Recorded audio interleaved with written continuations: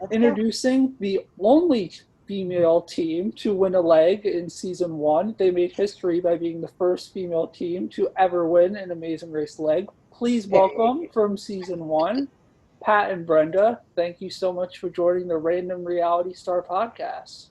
Thank you for having us. It's good to be here. Thank you.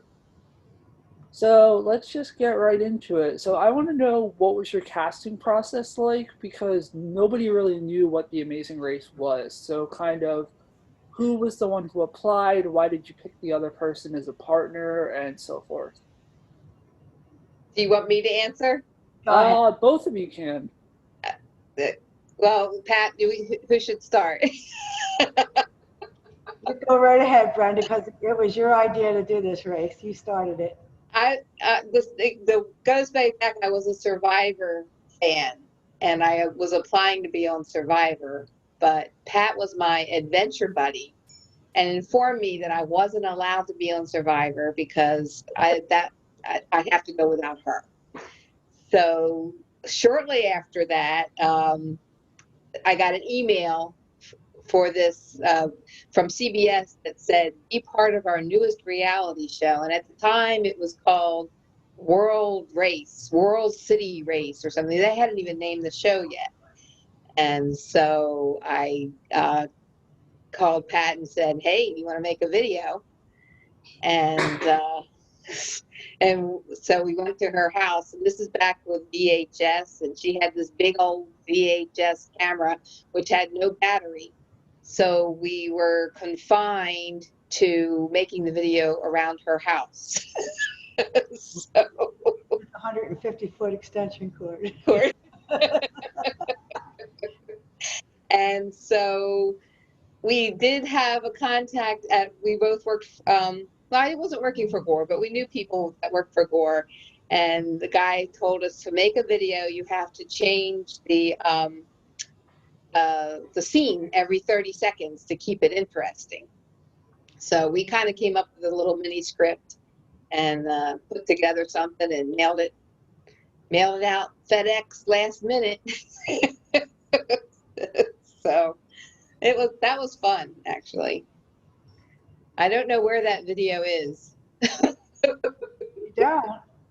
I think it's at your house somewhere, but I don't know where. I thought I had a copy of it, but I do have a copy of it. Yeah. I think you have the only copy, and it's probably a lot of money. No. So yeah, we put together a real quick videotape around the house using some pretty old technology.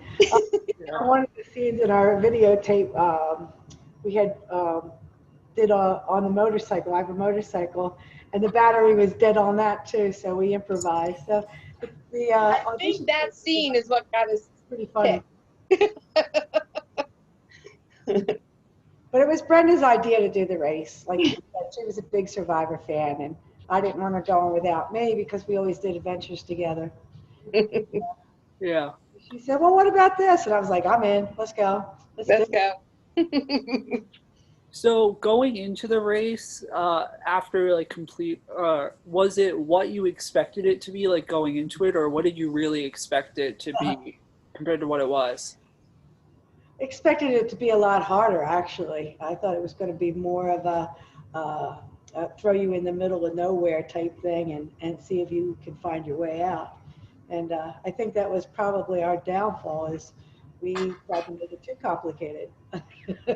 Yeah, we packed for being out in the wild, rather than at these, because we were given no information about what to pack, and all we were told is you have to carry what you pack. And the adventures that Pat and I really liked to go on were backpacking adventures. So we packed our full packs with sleeping bags and rain gear and cooking gear and all the stuff we would normally take on a backpacking trip, because we figured we could survive anywhere. A little poop shovel. So that's how we packed, and we didn't know. We were told very, very little by production about how this game actually worked. Like, I didn't even know there was a host of the show till right before we left, and they brought Phil in to introduce. Here's Phil Kogan. I'm like, okay, who's that? What's his Is he a racer? What's he doing here? Yeah, what's this random New Zealand person doing on the show? Yeah. So yeah, we were told very little. We were asked a lot of questions, but we were told very little. You had to kind of sign on blind. Yeah. Yeah. So going into the first leg, you get the first flight to Victoria Falls. What was that like? Because I bet like going over one of the seven natural wonders of the world, you're probably like, what have I gotten myself into?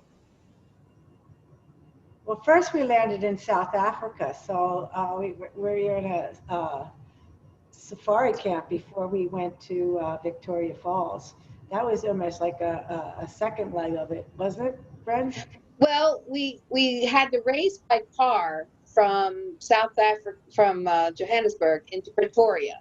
Right. And then we spent the night at like a little safari lodge. And then the next day we got the hint about getting on a plane to the next stop.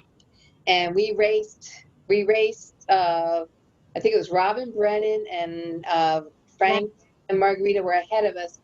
And then Lenny and Karen were on our plane. So we went, on a small plane. And again, we didn't know where we were going.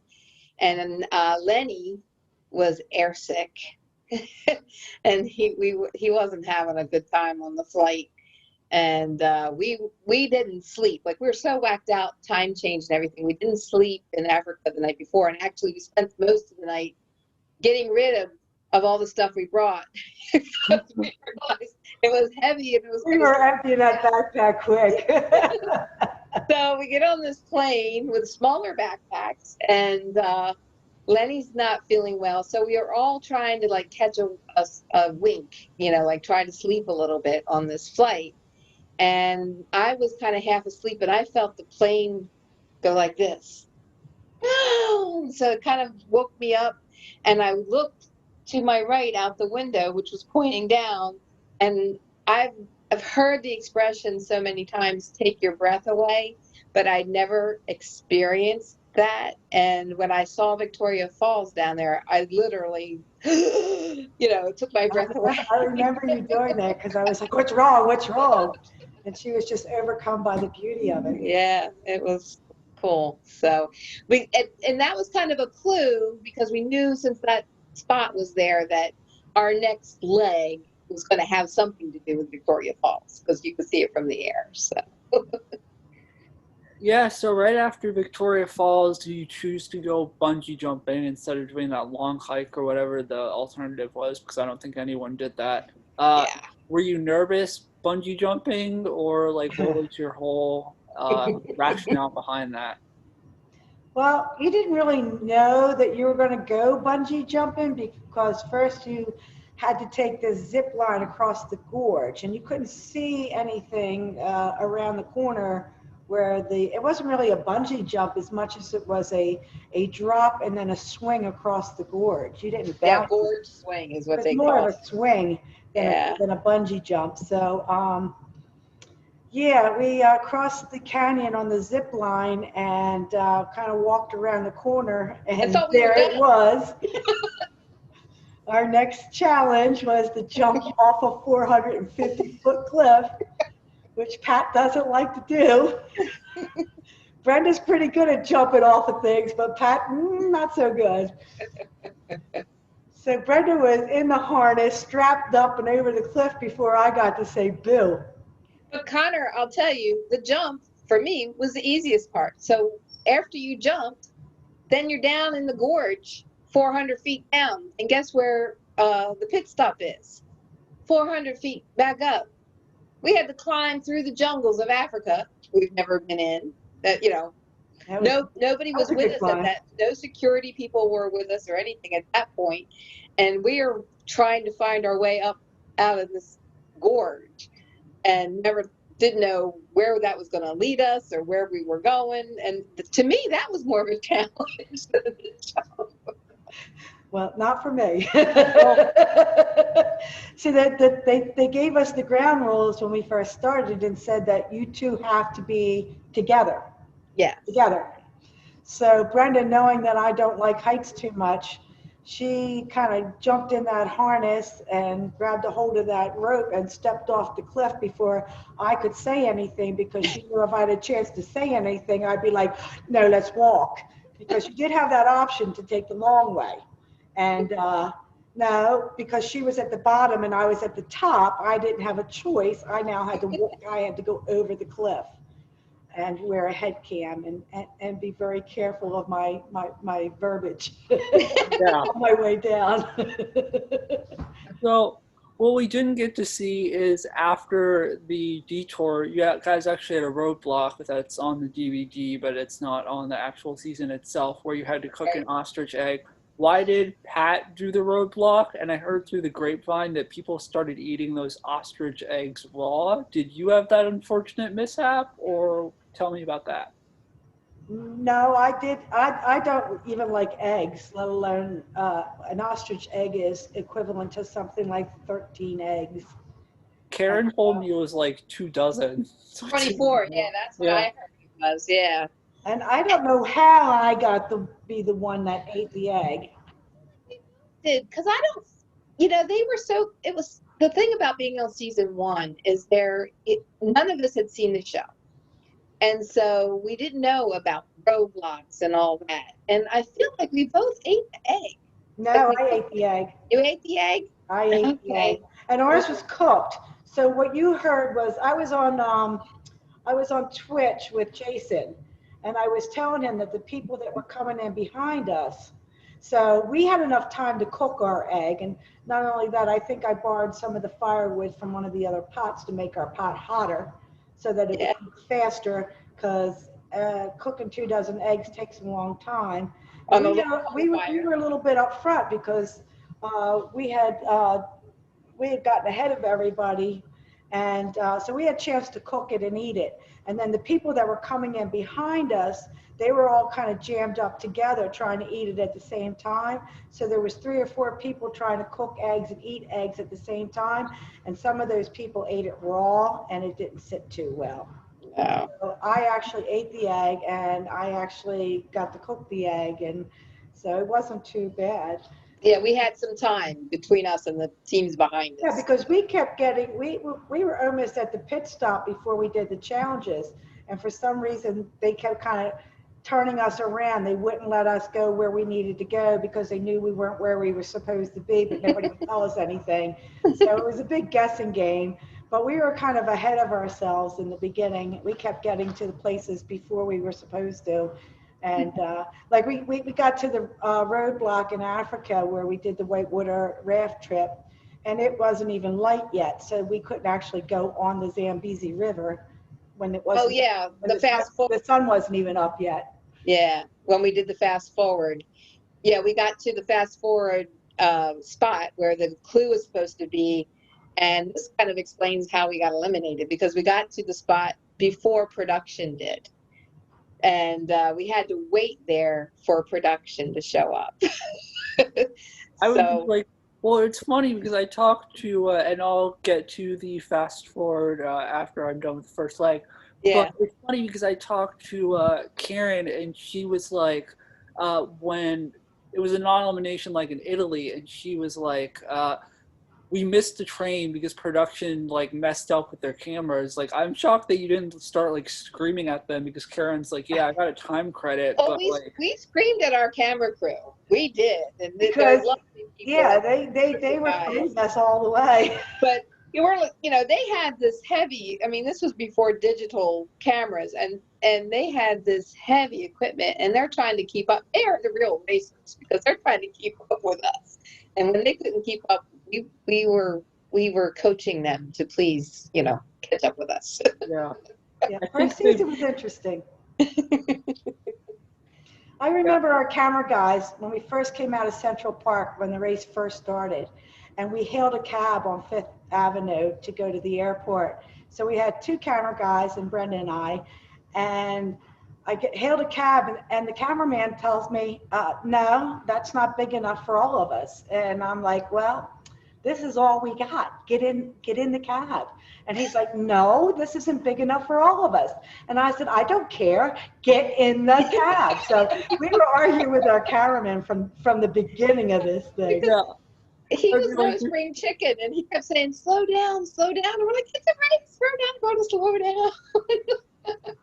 down. Why would they hire someone that's like older if like I'm not sure if they do it now, but they must be trained or something like that. You must have to go through some sort of camera conditioning test or something like that. If I had to guess. These guys go back to the his first season. Yeah, and the guys that they got were the cream of the crop. They had worked with Bertram Van Munster on a lot of other projects, and they're very good at what they were doing. But I think all of us as a group, as the whole production, contestants, everybody, none of us knew what to expect and really what the ground rules were, except that we knew we had to keep our cameraman and sound man with us. That's all we knew. How we did that was kind of a... Yes, we were told they were our kids. We had to keep them with us.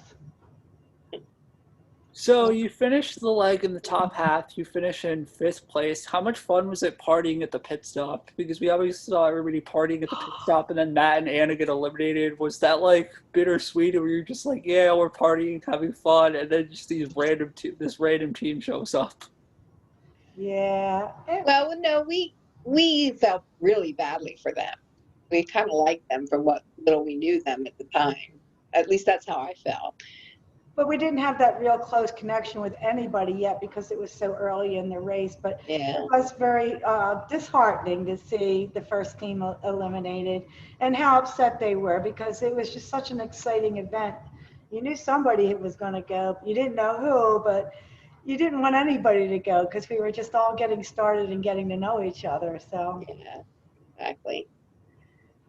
But they put on a great party. It was awesome. Oh, yeah, fantastic. It looked really fun. Yeah. So once you finished after this leg, you struggled to find the museum, which they were really smart doing a night leg because it was during the day. Everybody would find it in 2 seconds. So, I mean, it wasn't good for you guys, but it was better TV.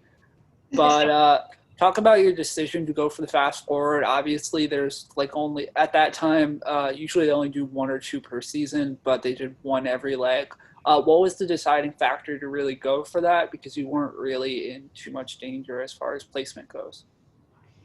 You're talking about in Paris? No, the second leg right before, like, what was the decision? Why did you go for the fast forward? Because fast forward? Oh, geez, because, yeah, we had been driving all night, basically. I think we left at, midnight or something to look for the next clue. I think it was like 3 in the morning. In the dark. Pardon? I think it was like 3 in the morning, actually, but I'm not sure. It was like late. When we were doing the safari in Africa?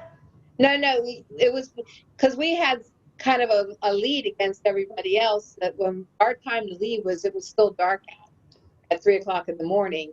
And we had our Jeep and we were driving our Jeep around looking for this next clue, which was the museum.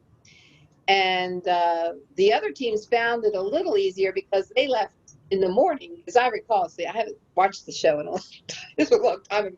But as I recall, they left in the daytime, and the museum was right there where we were like Nancy and Emily left at like 7. They were the last to depart, and they left like it was right out, and I think they left at like 7:30. Oh, okay. we were driving around in a Jeep with grass over our head. We couldn't see anything. Yeah, by that time, by 7 in the morning, we've been driving around for 4 or 5 hours looking for this village. We went back into the town looking for the museum. We went all over the place looking for this museum. Couldn't find it.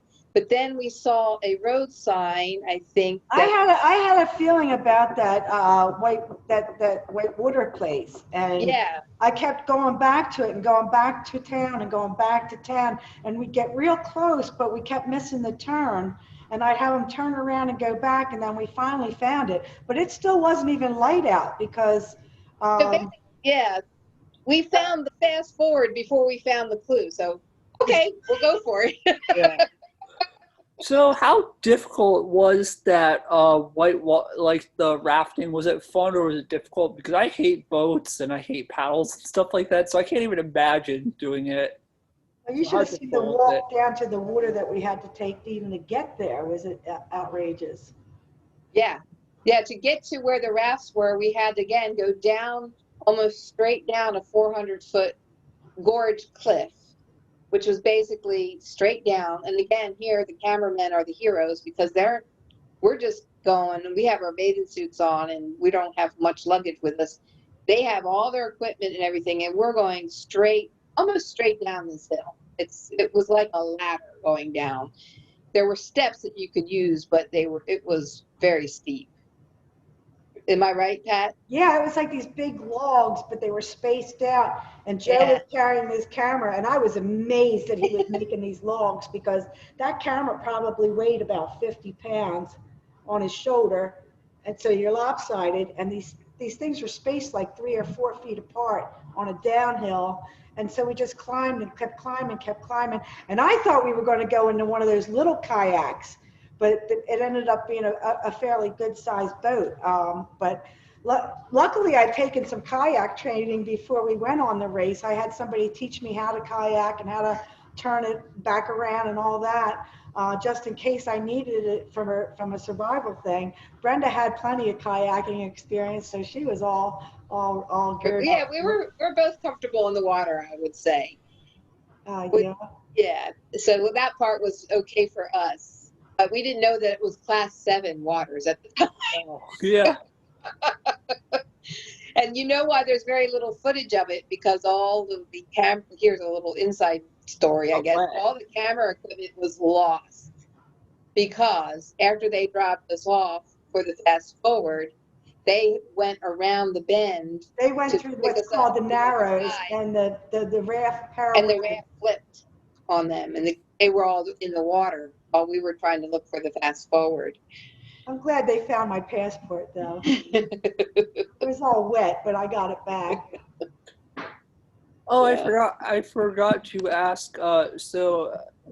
Obviously, The Amazing Race is like a bunch of seasons now, and so people do like a lot of prep work and stuff. So like somebody I know like watched all the seasons and then like listed every challenge, and it was like, you're gonna do this one, I'm gonna do this one.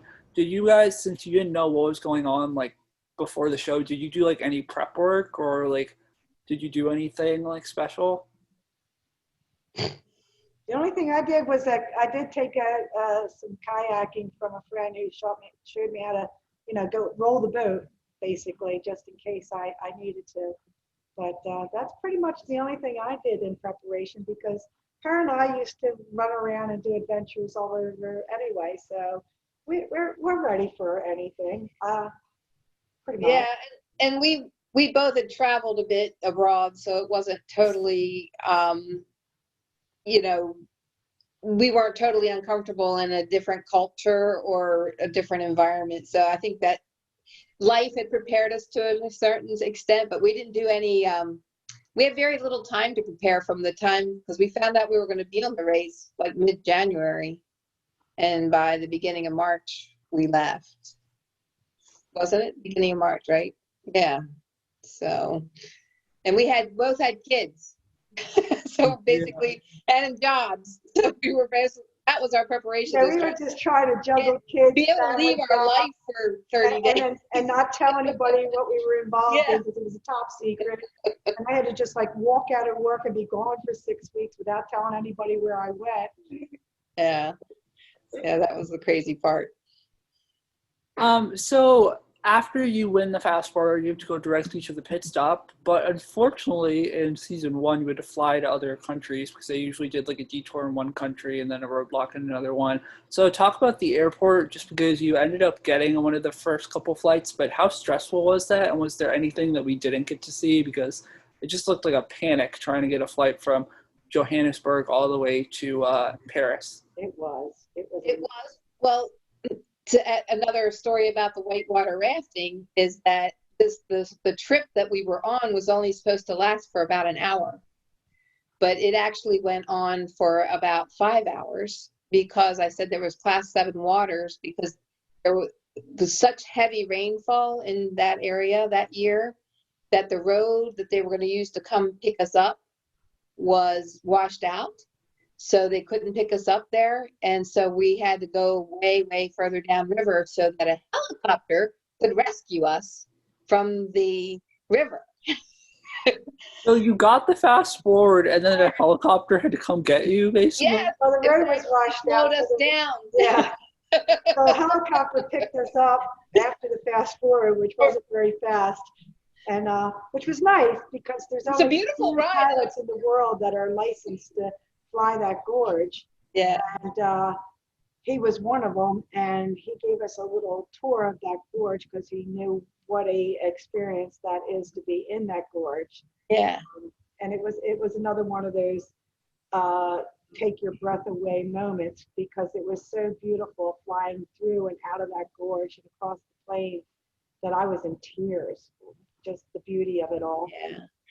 So when we got to the airport and we're all trying to get tickets, here we thought we would be way ahead of everyone. And again, Everybody was already there. as future seasons show, you think you're ahead, and then everyone's at the airport at the same time. You're like, oh, okay, there's our lead. Yeah, there's a lot more equalizers now than there was back then. Yeah.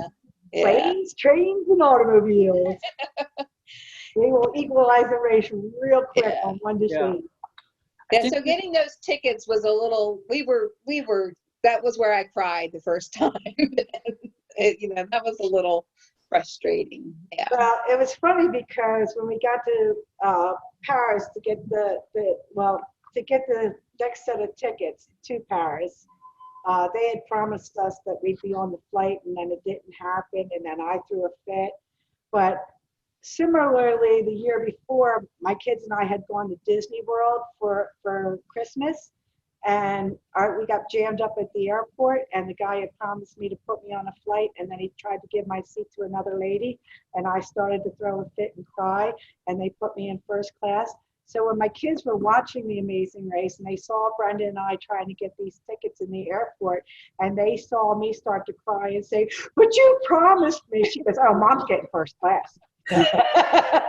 Which we did not get first class, but we got the absolute last seat on that airplane. We were in the very back up against the wall. I don't even think they give those seats away because when Bertram was going to the bathroom and saw us in the back of the plane, he was absolutely surprised that we snuck onto that flight.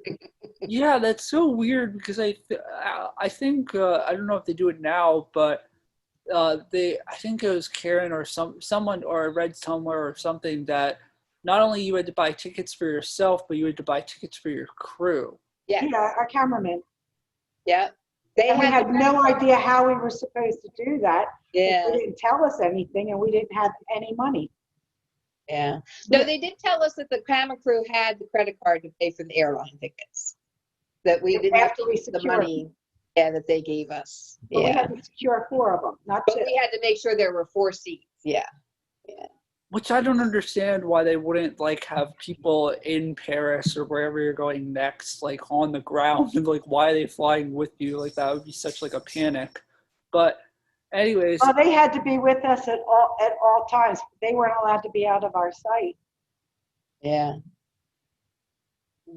So you get to Paris, and looking back at it now, how do you feel being the first female team in Amazing Race history to win a leg?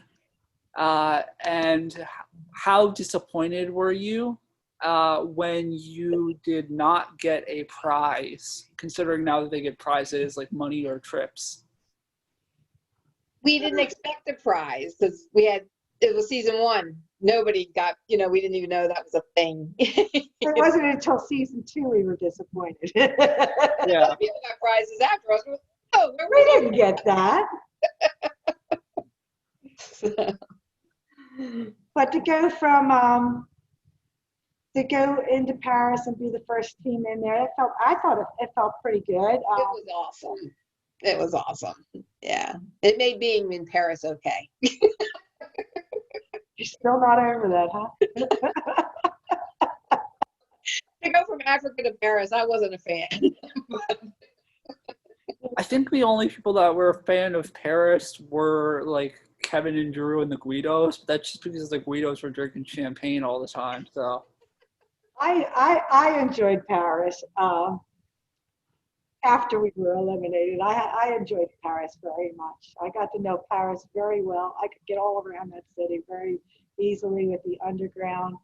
Um, some of the people weren't very friendly towards us, but once you learn to negotiate and navigate around there, I liked it a lot. Yeah. So after you win the leg, you're first to depart and you get the clue from the Ferris wheel. That would be, I honestly don't know if I would continue. I probably would just be at the amusement park. But so after you get that, you choose to find the cat with the pendulum, and this is your basically your swan song and your biggest mistake. What were you thinking then, as far as like you get there and nobody's there? Was there somebody there that we didn't get to see, or were you ever considering turning around, or what was like your entire thought process like? Well, I don't think that was our swan song exactly, but no, again, it was the middle of the night, so. And we had a big lead at that point. Well, did We you? had, yeah, we had a big lead, and we were all staying very close to Notre Dame, so we knew everyone else knew where Notre Dame was because we could all see it from where we were staying.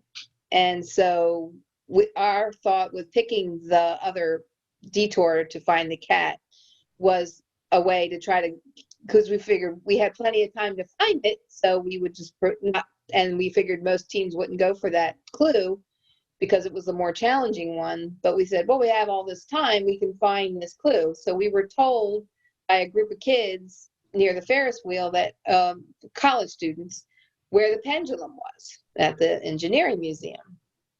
So we said, oh, great, we'll go find it. So it was across the city.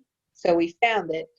And I'll take some responsibility for this because once we found it, Pat said, we should go back to where everybody else is and come back here in the morning. And my argument was, this place doesn't open till 8 o'clock in the morning. We want to be right here at 8 o'clock in the morning. We don't want the other teams to know where it is. So let's stay right across the street and wait till 8 o'clock in the morning. And then we'll be right there when it opens ahead of everybody else. Had we gone back to see the other teams, I think we would have discovered our mistake earlier than we did. So when you realized your mistake, did you realize it like just then, or were you just like, did you ever like think in the back of your mind, maybe like a little bit earlier, like this is the wrong place? Because No, because we had beat production to other destinations before. So when we got to a destination, then production didn't have the little clue there and all that yet. We're like, oh, they'll be here in the morning.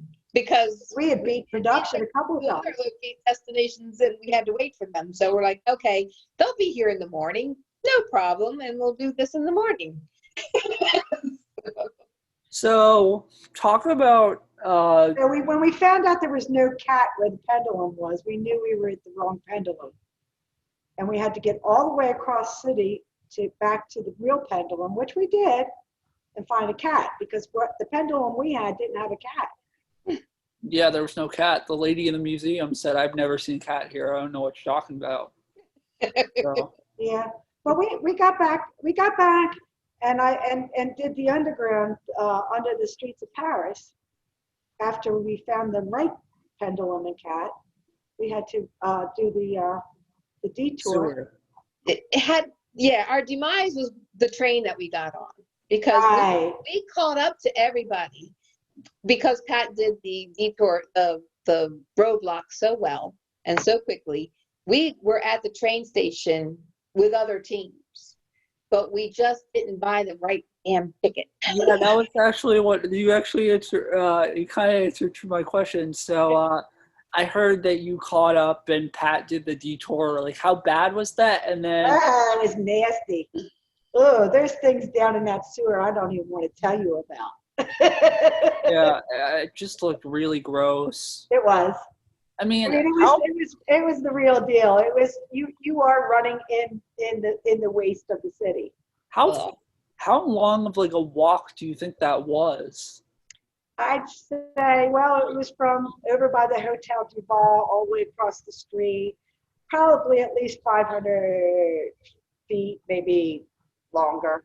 Oh, that's not too bad. So it's more of like a It doesn't sound too bad until you're down and it's dark and the water's dripping and you're in a full containment suit. And it was nasty down there. so it was more of like a mental roadblock rather than more of like a physical one. Well, the physical part was you had to hurry up and jump into all the suit up. So I Yeah. had to put on the boots and the white suit, the hood, climb down a ladder, and then it was dark and nasty down there. So yeah, there was a little bit of both. So one of my questions, which you kind of already answered, was I heard that you caught up with the other teams at the train station, but why didn't you just pull like a Reese Witherspoon and be like, "Do you know who I am?" and barge from the train station at the same time as the other teams? I love that. I My tried something similar to that, but it didn't quite work. Um, the guy at the ticket booth, I told him we needed to be on the earlier train, and he said to me, "Not possible." no possibly, no possibly. I said, "Oh yeah, it's possible," and he kept insisting that it wasn't possible, and he shut the train station window on me. He would give us a different ticket. Yeah. So yeah, it was funny because I talked to you because I was watching the show, and it obviously, I wish they would have shown you actually catch up to them, but I guess the elimination might have been a little bit more obvious. But I was starting to care about it, and I'm just like, what is wrong with Nancy? Like, she's clearly in the back of the pack, and she's like, I wish that we could all hold hands and make our way to the pit stop. And it's like, if it wasn't for you two, you would have been in last place. Like, what is like wrong with you? And like, rest in peace. But like, I never Yeah. understood like I mean, I know you guys didn't win prizes, but like the lack of urgency, like just to make sure that you're like secure. I mean, it would make a huge difference in the next leg, but Yeah. Well, I had fun storming the castle, even though I knew that we were dead last. We ran up the hill to the pit stop like we were in the first place. The way it was dark. We couldn't see, but we stormed the castle like we were first. yeah, We didn't know for sure we were last because you just never know. But we had a feeling. I was pretty sure it was dark. so did We you? were tired. Oh, I just remember being exhausted. Well, did you? I'm not sure if this would have made a difference, but did you take the alternate train route? Because I know like a couple teams took. There was like one train route for the tourist, and that was way longer. And then like if you took a taxi at I think this stop called Avondale, you would save like almost an hour and a half. So did you take that, or did you take the full train? Because that, I mean, We took the full train. Oh, bless you. Sorry, one more. you're good. We took the full. We debated that, and Yeah. the station pretty much chose it for us, didn't they? Yeah. Because we could have gone to Avignon and then taken a taxi to the Bow. But we went to the closer train station, which probably was longer. Do you But think that would have made a difference, or you would have been gone either way? we Not didn't at that leave point. until an hour after everybody else did. No, Yeah. because I argued with the guy at the train station to put us on the earlier train. He just wouldn't do it. He just refused to do it. Yeah, so even if you took the shorter one, it wouldn't have mattered. Yeah. He So, said, not possible, and he closed the window on me. so talk about sequestered, because I think I heard that you're sequestered in Paris. Do you have any fun moments of that? Who did you bond with? Any fun travel stories from sequester? I had a good time in Paris. We had fun in Paris. We loved, getting to know the other teams. And, it was always interesting to see who was next in arrival. We bonded with Karen and Lenny and with Dave and Margareta. And we had really nice memories there. The Lizard Lounge. We went and saw, a lot of the sights of Paris. But then I we were there, I don't know how long, what, 2 weeks? We were there a week or so when I said to Pat, I said, I need to go somewhere that's not Paris. And so we used some of the stipend money they were giving us to live on, and we bought tickets and we went to Spain. And we went to this beautiful little island called Formentera in Spain. And I'm sure that the contestants are not allowed to do this anymore. I'm sure they have to all stay together. But we went to this little island in Formentera and spent a lovely, 4 days or so? 4 or 5 days. Yeah. It was the off-season vacation spot. We didn't know it was a naturist island, but no one was there to do, to do that. So, but we had some nice times there, and then we flew back to Paris, and then shortly after, that's when we all went back to New York together. Yeah, so just maybe like 1 or 2 more questions, and then I'll let you both go. Unless there's anything I don't mention, you can totally just chime in. Okay. Do you have any good, obviously, Margaretta and Nancy passed away. Do you have any good stories about them? They were lovely.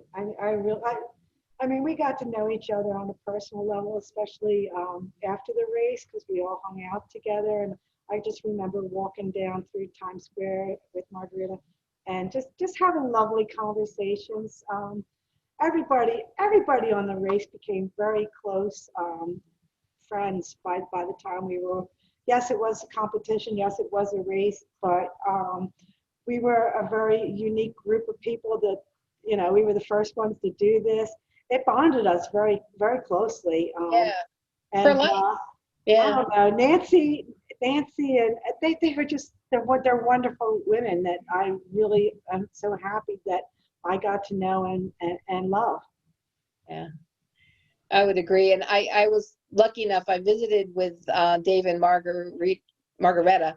I went to visit them in Texas for a weekend because Dave was involved in some business stuff that he thought that I might be interested in. So I went and spent the weekend with them and got to know them a little bit better too. And they were a lovely couple, and I loved their love. I loved their marriage. It was great to see. And then Nancy was just so loving, and their whole family was so loving. And so we would all meet up. These Texas ladies, they're something else. Yeah. Yeah. They got big hearts. Yeah. And we would stayed in touch with everybody from our season. Yeah. And then I lost track of Emily. I don't know what happened with her. Yeah, nobody knows what's happened with her. Yeah. Yeah. Emily. Yeah, I haven't heard from her. No, nobody has. Yeah, I don't know. Aww. But pretty much everybody else, we kind of like, at least on Facebook, we keep in touch, Yeah, so I got. Because Lenny and I ran around Paris a lot together after we were disqualified. I went and I got my hair cut and I got my nose pierced, and I just had a blast in Paris. Oh, that's right. I didn't know, I couldn't speak French, but I went to this hairdresser and I told him to cut my hair, and he didn't speak any English and he didn't know what to do with me. And I'm like, just cut it. And he was like all nervous. And then I went and got my nose pierced. And I just ran around Paris like I lived there. I had a great time in Paris. So I was like, I want to get out of here. Every time I would take her down into the underground, she's like, I can't go underground. I can't do it. I'm like, but we need to get across town. We need to go here. We'll walk. Hunter, the way you are with boats, that's how I am with subways. It's boats and bridges. I have a mortal fear of bridges. Oh, wow. But you don't live in the wrong city for that. Which side of the bridge do you live on? Not near the Ravenel, so that's the good part. Okay. That's good. And then my last question is, I read an interview that you guys didn't like Frank that much at the time. What was it that bothered you about Frank? Frank could be a little pushy. He was quite full of himself. I don't know. Right? Yeah, I think he was a lot more I guess, too much testosterone for our that we were used to. So, Yeah, the first flight to Africa, he was doing push-ups in the middle of the aisle. I thought that was a little intense. yeah.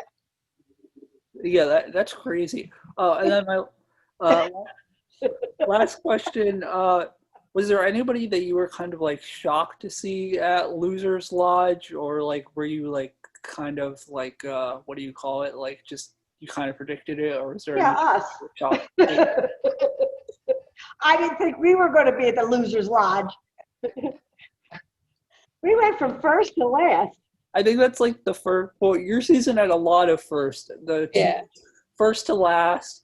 I think it's the only season that one team has finished a leg, or one team is starting a new leg, and another team has not finished the other leg. Oh yeah. Yeah. Geez. With Frank and Margarita and Nancy and Emily, they were like 15 hours behind them. Yes. I don't think we were really surprised at the people who ended up, because we didn't meet up with everybody, because some people got stuck. I think Nancy and Emily and Kevin and Drew got stuck in Thailand. They got, because Nancy and Emily got stuck there without any money. Remember? Yeah. So we didn't get to, so we didn't see everybody, but we weren't real surprised at who the final two teams were or anything like that, because we knew they were tough.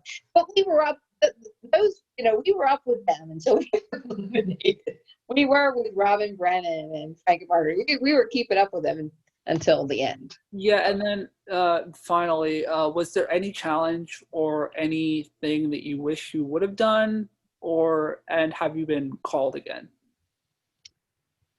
Haven't been called again. And That would have like they did some of the. I would have liked to have done some of the underwater stuff in Thailand. I bet you're just glad you didn't have to do the one with the rats. Yes. See, I would have done it all. There was no one thing that I was grateful we didn't have to do, and there's no one thing that